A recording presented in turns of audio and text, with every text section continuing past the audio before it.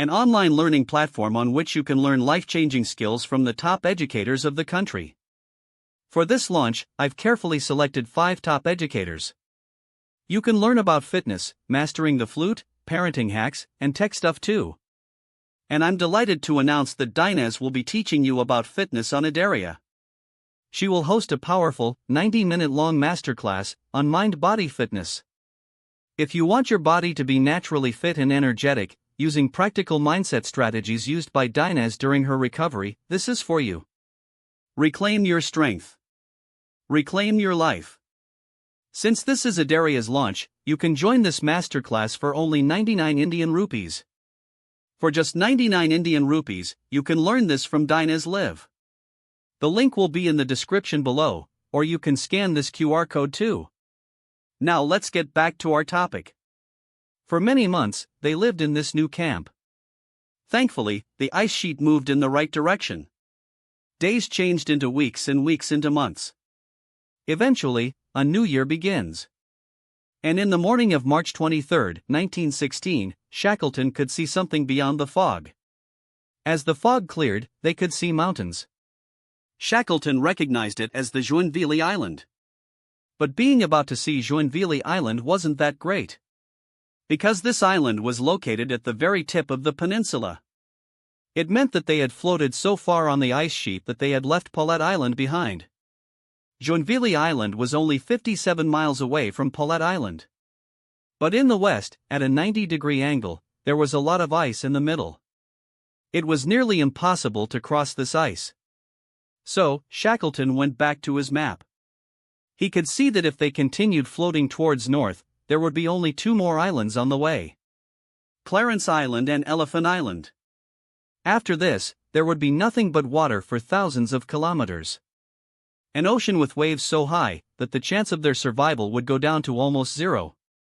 The water between the southernmost tip of South America and the northernmost tip of Antarctica is called the Drake's Passage. It is the most dangerous water body in the world. With waves as high as 12 meters. More than 20,000 sailors have lost their lives in Drake's Passage.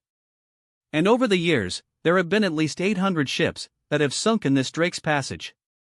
Friends, even now in 2025, if you try to cross this passage on a ship, you will see such scenes. The Drake's Passage rocks even the biggest cruise ships. So yes, Shackleton knew that if they reached Drake's Passage floating on the ice sheet, they would all die. Meanwhile, the food shortage had become severe. The waste meat scraps that had been set aside for the dogs, humans had to now eat the less smelly bits. To get drinkable water, everyone would hold a small can filled with ice close to their bodies to melt the ice using their body temperature, to get some clean water to drink. But in these cans, they could collect only a few tablespoons of water at once. An interesting fact here was that although there were 28 people in this crew, officially, they were supposed to be only 27. In August 1914, when this ship departed from Britain, the 28th person, Blackborough, hid in the ship. Shackleton had already refused to add Burrow to this crew. But still, he came on board secretly. Later, when he was found out, Shackleton told him directly that if they even ran out of food, he would be the first human they'll eat. Friends, you'd remember the miracle of Flight 571, I shared it with you in this video. The survivors of that flight had to resort to this. A shocking and painful thing to do. Many people would rather die than do this. But thankfully, Shackleton's crew didn't have to go this far. They were lucky to have spotted a sea leopard one day. They hunted it, to get about 1,000 pounds of meat. Apart from this, many crew members killed their dogs to be eaten. After this, thankfully, for the next few months, there was no shortage of food. April 7th. 1916, floating on the ice sheet, the crew finally spotted Clarence Island. They estimated that it was about 83 kilometers to the north. This island renewed their hope. But then suddenly, the wind changed direction. The wind started blowing eastwards. There were no islands in the east. There was no land. In a few hours, Shackleton and his crew lost all hope. The ice sheet on which they had set up their camp was getting smaller. By this point, it was only 50 meters long. It was getting dangerous for the crew to remain on this ice sheet. So, Shackleton decided to load the crew members in these 3 boats and move forward towards Clarence Island. Not only did they have to wade through water but also other ice sheets and icebergs. Some way ahead, they came upon another solid ice sheet. There, they set up a new camp. But as soon as they set up their camp, a crack started forming on this ice sheet. And accidentally, one of their crew members fell into the water. That was fireman Ernie Holness. The rest of the crew tried to get him out of the water quickly. But before they got the chance to catch their breath, this ice sheet broke apart into 2. Shackleton was left alone on one part, and the rest of the crew was swept away into the darkness on the other part. No one knew what to do.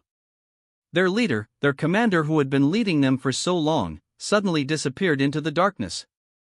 Luckily, they heard Shackleton in the darkness. "Bring a boat."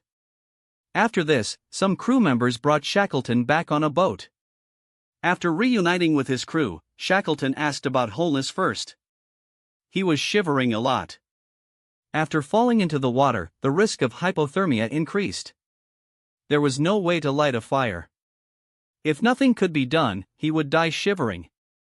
Shackleton used his skills and experience once again and ordered him to keep walking until his body heat could dry the clothes on his body. This poor boy kept walking the entire night. And eventually, this helped dry his clothes. He stopped feeling abnormally cold. Meanwhile, the wind kept changing its direction repeatedly. The ice sheet would go one way and then another.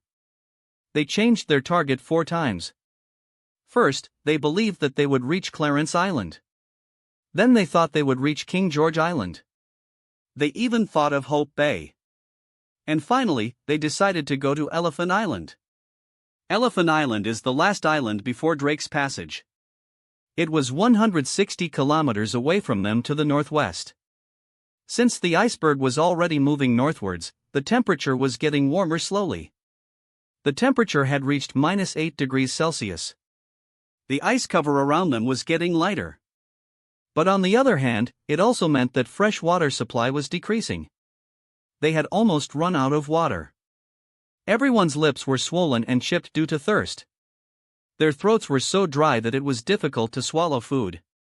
Everyone was given raw seal meat so that the blood would make it easier to swallow. Meanwhile, their ice sheet was slowly floating towards Elephant Island. They were only 50 kilometers away from Elephant Island. Shackleton ordered all boats to be brought down into the water. This last leg of their journey would be on boats.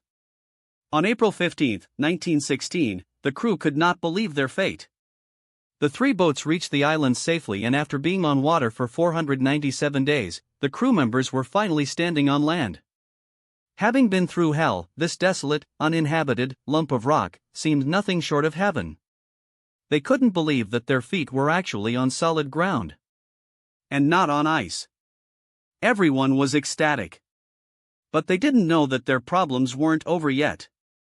The legs of Blackborough, one of the crew members, had stopped working. Another crew member, Rickinson, suffered a heart attack after they reached the island. But somehow, he still survived. The biggest problem was that Elephant Island was completely uninhabited. No humans lived there. Neither did it have rescue supplies nor a way to contact others. This island was located in a place where no one went. No ship passed by. Their problem remained the same. How could they get back home? Looking at the map, Shackleton saw 3 options. First, going to Cape Horn, South America's southernmost tip, about 800 kilometers to the northwest. Second option, going to the Falkland Islands, about 880 kilometers away to the east of South America. Or the third option was to get help in South Georgia Island to the northeast, 1,300 kilometers away. Options 1 and 2 were closer. But going there meant traversing through Drake's Passage. Shackleton chose the third option. He believed that the sea and the air would support them more if they went to South Georgia Island. The crew was so exhausted that it was not possible to bring everyone along. Shackleton decided to take a small team of 5 to go to South Georgia by boat. Once there, they will ask for help from a ship. And the team stranded on the island will set up their camp on Elephant Island. On April 24, 1916, Shackleton and his team of 5 people set out for South Georgia Island. If you look at their planned route on the map, you will see that they cannot avoid Drake's Passage completely. They would need to cross Drake's Passage to reach the island. But there was no better option. In this small paddle boat, they entered the world's most dangerous water body. To travel such a long distance, they would take turns to row the boat for 4 hours and rest for 4 hours. But how well could they rest in this small boat? Their journey was spent getting drenched by the waves, vomiting, and being exhausted. In April, winter begins for Antarctica. The sun would be in the sky for a few hours only. And they'd be in the dark for more than 20 hours. These few hours of sunlight were crucial.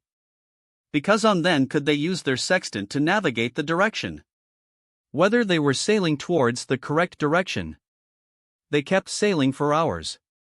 Hours changed into days.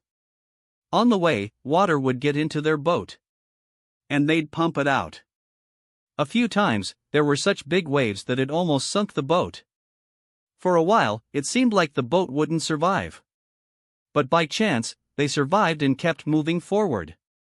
They had some food with them in the boat. But there was a problem. There wasn't enough space on the deck for them to sit up straight and eat. That's why they couldn't swallow the food properly. So they had to lie down to eat. The condition on this boat was so difficult that Shackleton's courage was slipping away from him. It was getting too difficult for him. When a bird started to circle their boat, he started shouting at it in anger. This pent-up frustration was eating at his courage. But eventually, after sailing for days, they were close to their destination. They were only 3 miles away from South Georgia Island. But before they could celebrate, there was a sudden sea storm. Their boat was stuck in this storm. The waves got uncontrollable. The boat kept bouncing and crashing. These people had no more strength. They put their paddles and gave up. The storm kept throwing their boat this way and that. A few hours later, when the winds calmed down and the clouds started to clear, they saw the South Georgia Island. There was only 1 mile left to go. Seeing this island, they used all their remaining strength. All of them started paddling. The waves were quite strong still. Shackleton started feeling that the end was near. The boat felt stationary. But in reality, slowly but surely, they were moving closer to the island.